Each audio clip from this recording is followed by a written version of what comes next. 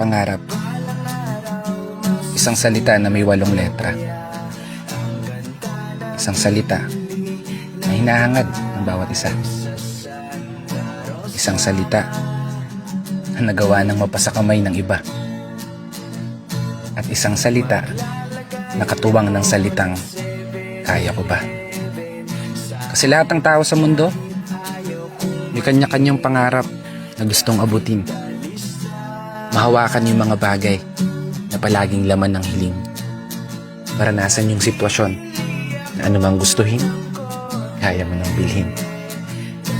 At higit sa lahat, maging ikaw yung pangarap mong maging.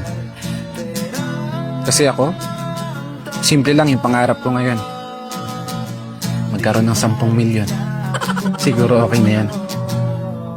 Pero biro, lahat naman ng tao pangarap magkaroon ng sariling bahay, sariling sasakyan, masayang pamilya na araw-araw mong uuwian, at syempre, mabait na asawa na nag-iisa at bukod tangi mong tatabihan. Kasi libre lang mangarap, ika nga nila. Wala yang bayad, may sukli ka pa. Ang tanong na lang dyan, magagawa mo ba? Baguhin ang takbo ng buhay gamit ang mga pangarap mo. Magtiwala ka lang sa kakayahan na tinataglay mo. At higit sa lahat, maniwala ka lang na kaya mo. Balang araw magugulat ka na lang. Wala ka nang binabayarang utang kada kinsenas katapusan. Magagawa mo ng puntahan yung mga lugar na gusto mong puntahan. Kaya walang dahilan para panghinaan ka pa ng loob.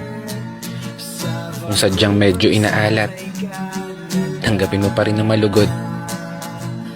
Tandaan mo lang palagi, nandyan si Lord, isang masugid mong tagapanood, na laging magpapaalala sa'yo na pagkatapos ng hirap, ginhawa na ang kasunod.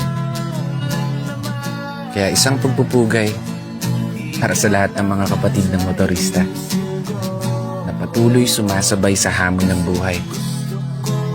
Mangarap lang tayo ng mangarap. Ilang araw tayo naman na magtatagumpay. This is your brother Matt for today's video.